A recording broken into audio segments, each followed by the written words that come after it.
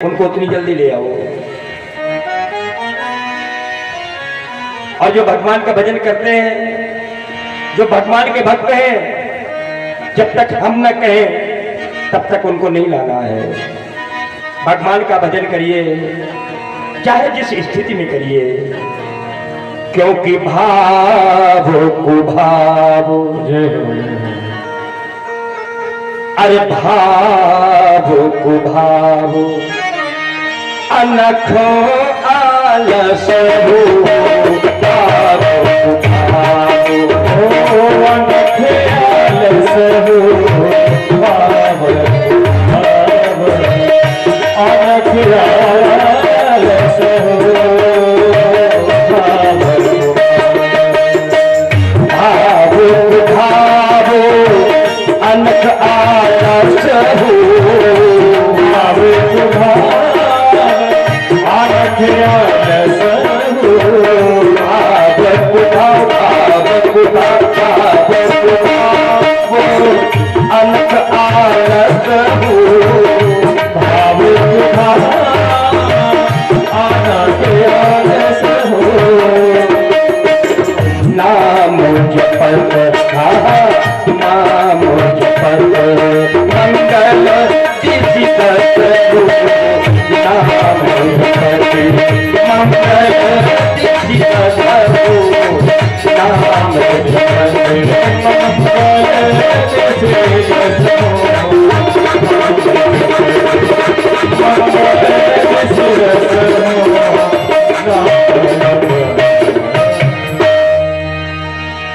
भाव से किसने जपा और कुभाव से किसने जपा, अनख से किसने जपा, आलस्य से किसने जपा। तो आचार्य कहते हैं भाव सहित तो शंकर जपऊ और कुभाव मुनिपाल, वाल्मीकि, और कुंभकर्ण आलस जपो और अनख जपो तस भाल। प्रहलाद जी के लाख समझाने के बाद भी हिरण्यकश्यप ने भगवान से शत्रुता नहीं छोड़ी।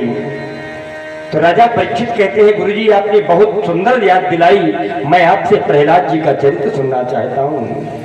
तो आचार्य सुखदेव कहते हैं, राजन परीक्षित, बात उस समय की है जब भगवान ने 12 रूप धारण किया था, और 12 रूप धारण करके जिस समय भगवान ने हिरण्याक्ष का वध किया था, तो उसी समय हिरण्याक्ष का भाई हिरण्यकश्यप उसने प्रतिज्ञा कर लिया था कि जब तक नारायण के रक्त से अपने भाई हिरण्याक्ष को मैं तिलांजलि नहीं दे देता तब तक चैन से बैठूंगा नहीं। और हिरण्यकश्यप मंदराचल पर्वत में गया और एक पैर के अंगूठे से खड़ा हो गया, आकाश की ओर भुजाएं करके, और ओम ब्रह्मदेवाय नमः, ओम ब्रह्मदेवाय नमः का जप करने लगा। ऐसे ही कठिन तपस्या किया हिरण्यकश्यप ने कि उसके शरीर में दीमक लग गई और शरीर के अंदर से एक चिंगारी निकली, और वो चिंगारी देवलोक को जलाने लगी। देवता बेचारे घबराए और ब्रह्मा जी के पास में पहुंचे कि ब्रह्मा जी कुछ करिए, इसकी तपस्या से हम लोग जल रहे हैं। ब्रह्मा जी ने कहा चिंता न करो, अभी जाकर के हम इसको प्रसन्न करते हैं। ब्रह्मा जी आए और हिरण्यकश्यप से कहने लगे, बेटा हिरण्यकश्यप, तुम्हारी तपस्या से हम अत्यंत प्रसन्न हैं, वरदान मांगो।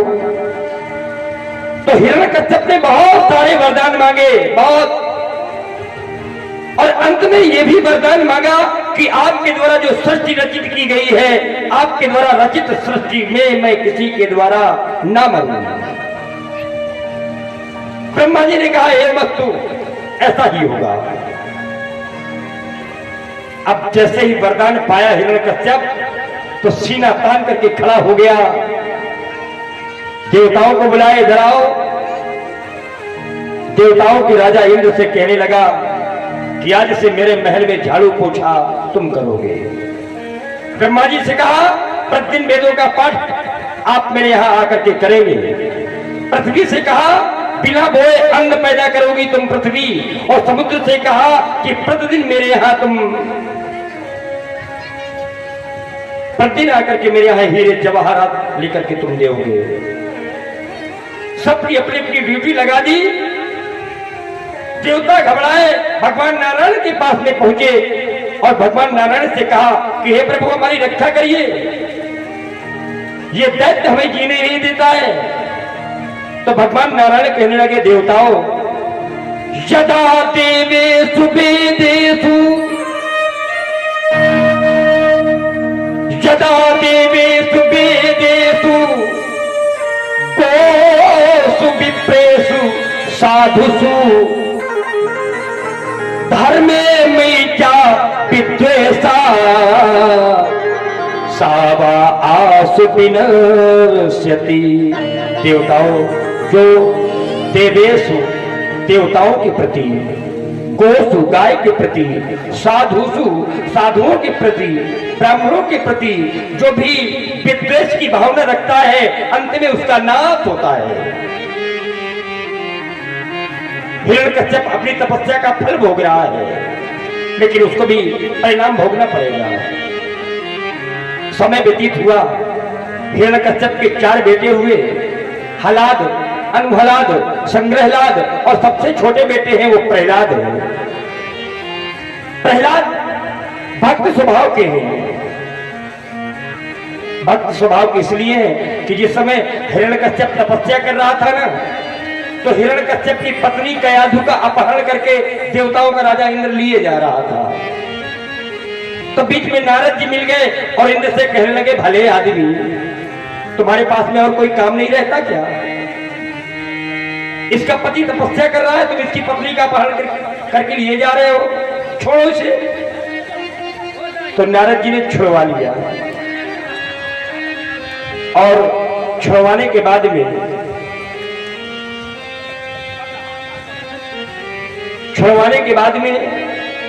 अपने आश्रम में ले आए। और जब आश्रम में कयाधु को ले आए तो उस समय कयाधु गर्भवती थी। नारद जी अपने आश्रम में ले आए तो आश्रम में भजन होता था, कीर्तन होता था, ज्ञानोपदेश संतों के द्वारा सत्संग होता था। तो उस समय प्रहलाद जी गर्भ में थे, तो गर्भ के अंदर से ही भगवत चर्चा सुना करते थे। तो प्रहलाद जी भक्त स्वभाव के हो गए थे। हिरण्यकश्यप ने प्रहलाद जी को गुरुजी के आश्रम में शिक्षा लेने के लिए भेजा। जब शिक्षा लेने के लिए भेजा तो प्रहलाद जी जब 1 वर्ष बाद लौट करके आए तो हिरण्यकश्यप ने प्रहलाद जी से पूछा कि बेटा 1 वर्ष तक तुम गुरु आश्रम में रहे हो, तुमने क्या शिक्षा प्राप्त की है? गुरुजी ने तुम्हें कौन सी शिक्षा दी है? तो प्रहलाद जी कहते हैं पिताजी सोई जाने जेहि दे हो जना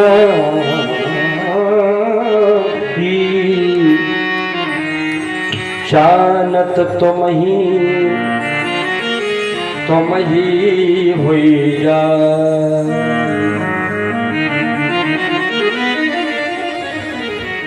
परमात्मा को जानने के लिए किसी शिक्षा की आवश्यकता नहीं है। परमात्मा को तो वही जान पाता है जिसको स्वयं परमात्मा जनाते हैं। और पिताजी जब परमात्मा को जान लेना होता है ना तो ये संसार खो जाता है। यही जाने जग जाए हेराई और जागे यथा सपन भ्रम जाए। हिरण्यकश्यप कहने लगा कि इसको ये परमात्मा की शिक्षा दिया है, इसीलिए भेजा था मैंने। हिरण्यकश्यप ने संगमर्क जी को बुलाया और कहा कि ये शिक्षा दिया है, ये भगवान भगवान जप रहा है। संदर्भ जी से कहा कि इसको पुनः ले जाइए और दोबारा में इसके मुख में भगवान का नाम न सुनूं। प्रहलाद जी को पुनः भेज दिया जाता है गुरु आश्रम में। और जैसे प्रहलाद जी लौट करके दोबारा आते हैं तो हिरण्यकश्यप प्रहलाद जी को अपनी गोद में बिठाता है और कहता है, बेटा प्रहलाद, गुरुजी ने कौन सी शिक्षा दी है तुम्हें?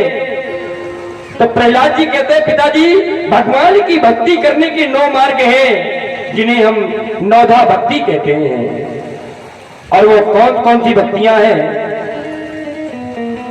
श्रवणम कीर्तिनम विष्णु, स्मरणम पाद सेवनम, अर्चनम वंदनम दास्यम, सख्यमात्म निवेदनम। और जैसे ही भगवान की 9 भक्तियां प्रहलाद जी ने बताया तो हिरण्यकश्यप ने प्रहलाद जी को उठाया और अपने बराबर से पटक दिया। बार बार भगवान भगवान कहता है और सैनिकों को बुलाया और कहा कि ले जाओ इसे। अब इसको जीने का कोई अधिकार नहीं है, क्योंकि मुझको लगता है कि वो परमात्मा, वो नारायण मेरे बेटे को ढाल बना करके मेरे साथ में कोई कुचक्र कर रहा है। जाओ,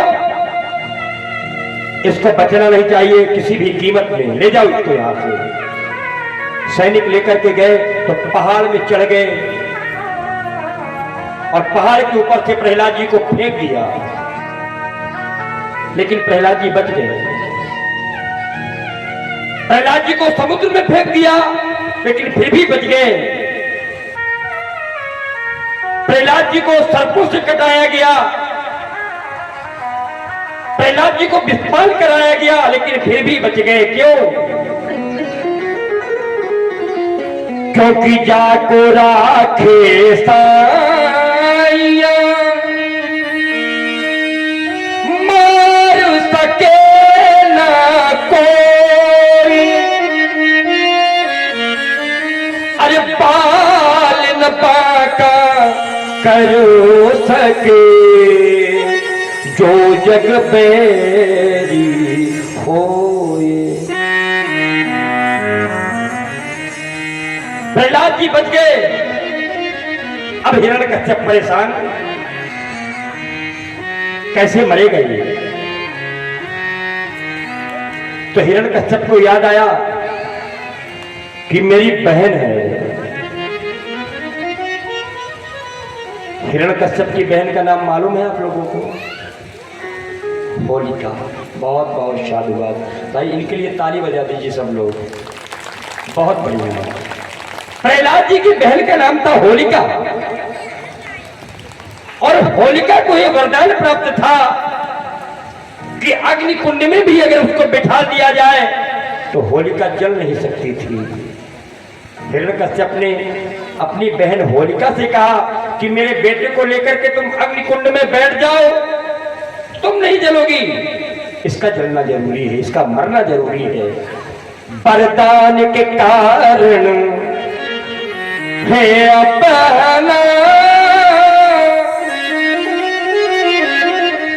अग्नि में नहीं जल पाएगी,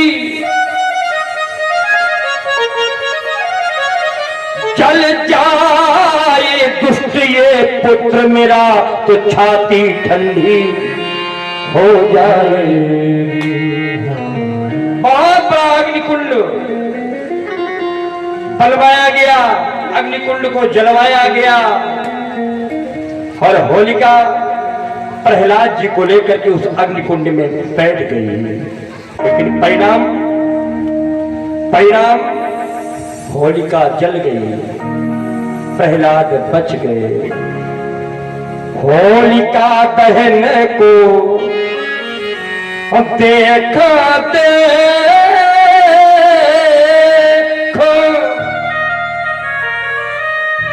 नर नारी खुशी मनाते हैं,